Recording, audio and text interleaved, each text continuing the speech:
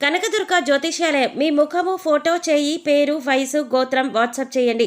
విద్య, ఉద్యోగం, ప్రేమ, పెళ్లి, సంతానం, విదేశీ ప్రయాణం, వ్యవసాయం, వ్యాపారం, ఆరోగ్య సమస్యలు, ఆర్థిక సమస్యలు, రావలసిన డబ్బులు రాకపోవడం, ఇళ్లు స్థలాలు అమ్ముడుపోకపోవడం, ఎటువంటి సమస్యకైనా 3 రోజుల్లోనే పరిష్కారం చూపబడును. సంభోగ వశీకరణ చేయబడును. స్త్రీ పురుష వశీకరణం ప్రత్యేకంగా 100% చేయబడును. చెడు ప్రయోగాలకు నివారణ చేయబడును. పండిత్ కిషోర్ శర్మ. Cell number 9008860513.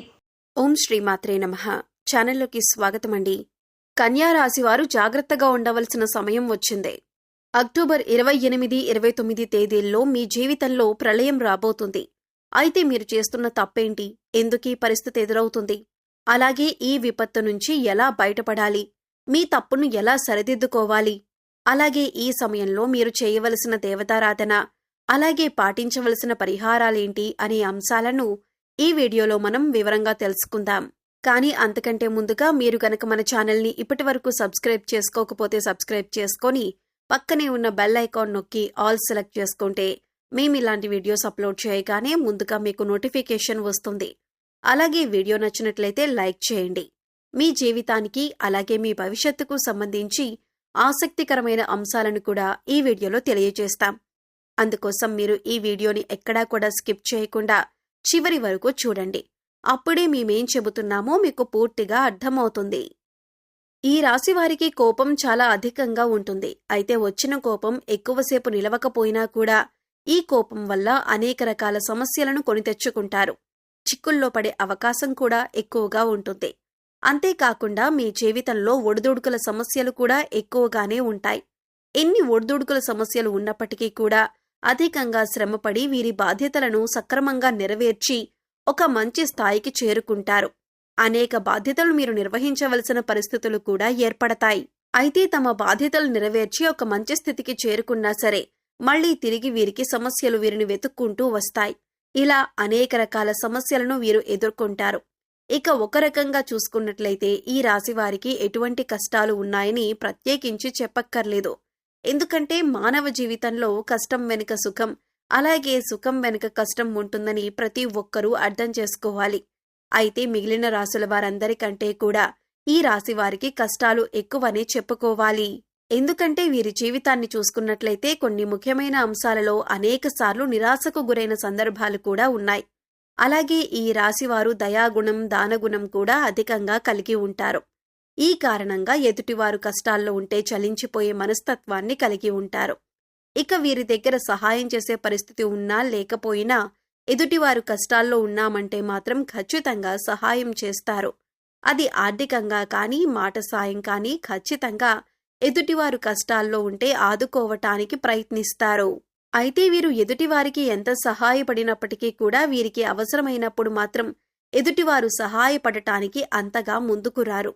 ఈ అంశం వీరిని మానసికంగా బాధపెడుతుంది. అయినా కూడా వీరు సహాయం చేసే గుణాన్ని వదులుకోరు.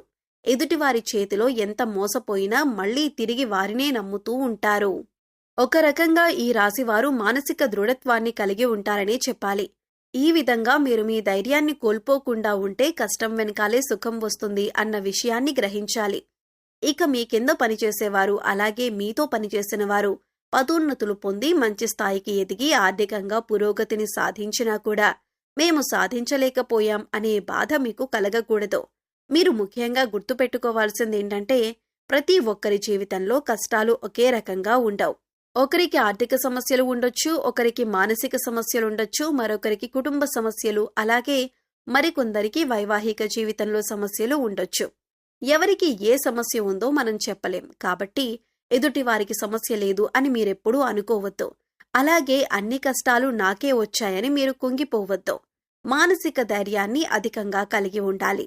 ఈ విషయాన్ని మీరు గమనించి జీవితంలో ముందుకు సాగాలి.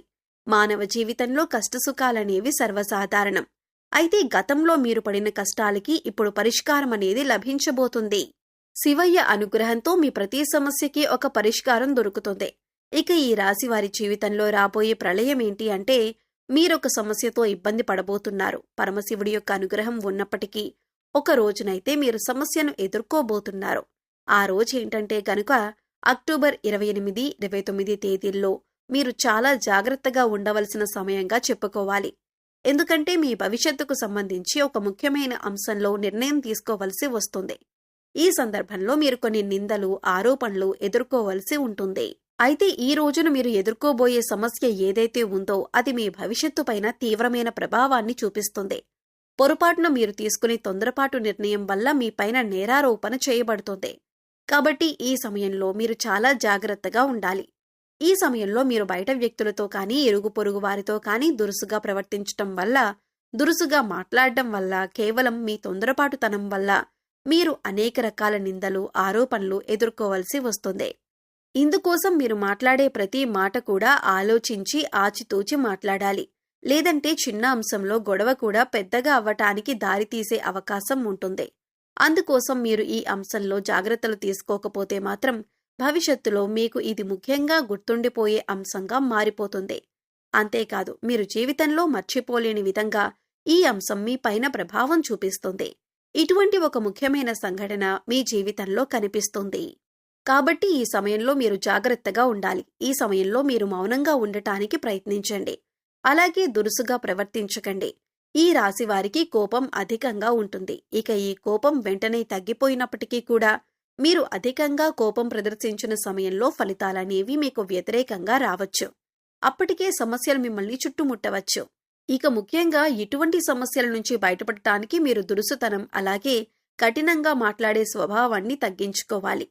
అది మీ కుటుంబంలోనైనా, ఇరుగు పొరుగు వారితో అయినా, సన్నిహితులతో అయినా, పై అధికారులతో అయినా, లేదా మీ ప్రియమైన వారితో అయినా మీరు సౌమ్యంగా మాట్లాడడానికి ప్రయత్నించాలి. అయితే ఇటువంటి విపత్కరమైన పరిస్థితుల నుంచి మిమ్మల్ని కాపాడేది ఆ పరమశివుడే. అందుకోసం మీరు ఆ పరమశివుడి యొక్క ధ్యానం చేయండి. ప్రతిరోజు కూడా మీకు సమయం దొరికినప్పుడల్లా ఓం నమః శివాయ అనే పంచాక్షరి మంత్రాన్ని చదువుకోండి. అలాగే రోజు మీకు వీలైనన్నిసార్లు మృత్యుంజయ మహామంత్రాన్ని చదువుకోండి. ఇలా చేసినట్లయితే కనుక మీ జీవితంలో ఎదురయ్యే ప్రతి సమస్యకి కూడా ఆ పరమశివుడు వెంటే ఉండి పరిష్కారాన్ని చూపిస్తాడు. అంతేకాదు, పరమశివుడి యొక్క అనుగ్రహాన్ని పొందుతారు. ఎందుకంటే మీ జీవితంలో ఎటువంటి సమస్య మీ దరిదాపుల్లోకి రాకుండా శివయ్య కాపాడుతారు. అంతేకాదు, శివుడికి నీళ్లతో అభిషేకం చేసినా సరే భోలాశంకరుడు చాలా సులువుగా మిమ్మల్ని అనుగ్రహిస్తాడు. అయితే ప్రతి సోమవారం కూడా శివాలయానికి వెళ్లి శివాలయంలో దీపారాధన చేయటానికి ప్రయత్నించండి. ఆవు నేతితో కానీ, నువ్వుల నూనెతో కానీ దీపారాధన చేసి ఒక బిల్వపత్రాన్ని సమర్పించండి. ఒకవేళ మీకు గుడికి వెళ్లటానికి కుదరకపోతే మీ ఇంట్లో ఉండే శివలింగానికి బిల్వపత్రాన్ని సమర్పించి నీటితో అభిషేకం చేయండి. ఈ విధంగా శివుణ్ణి పూజించినట్లయితే శివయ్య మిమ్మల్ని కష్టాల నుంచి బయటపడేస్తాడు. మీకు రాబోతున్న ప్రళయం నుంచి కూడా బయటపడేందుకు మార్గం తెరుచుకుంటుంది. అలాగే మీకు ఉన్నంతలో దానధర్మాలు చేయటం మంచిదే. దానధర్మాలు చేయటం వల్ల ఎంతో పుణ్య ఫలితం లభిస్తుంది. అపారమైన దైవశక్తిని పొందుతారు. ఇక మిగిలిన అంశాలలో మీరు మిశ్రమమైన ఫలితాలు పొందబోతున్నారు. అయితే మీకుండే కోపం, మాట తీరు, అలాగే కఠినమైన స్వభావం కారణంగా ఈ సమస్య పెద్దదయ్యే అవకాశం ఉంది. కాబట్టి ఈ అంశంలో జాగ్రత్త వహించండి.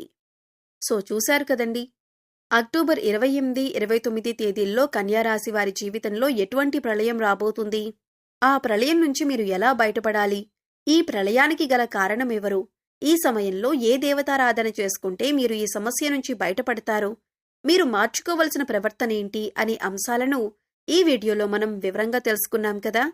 ఈ వీడియో మీకు నచ్చినట్లయితే లైక్ చేయండి. మీ ఫ్రెండ్స్ అండ్ ఫ్యామిలీ మెంబర్స్లో కన్యా రాశి వారు ఉంటే వారితో ఈ వీడియోని షేర్ చేసుకోండి. అలాగే ఇప్పటి వరకు మన ఛానల్ని కనుక సబ్స్క్రైబ్ చేసుకోకపోతే సబ్స్క్రైబ్ చేసుకొని పక్కనే ఉన్న బెల్ ఐకాన్ నొక్కి ఆల్ సెలెక్ట్ చేసుకుంటే మేము ఇలాంటి వీడియోస్ అప్లోడ్ చేయగానే ముందుగా మీకు నోటిఫికేషన్ వస్తుంది. మరో చక్కటి వీడియోతో మళ్ళీ కలుద్దామండి. ఓం శ్రీ మాత్రే నమః.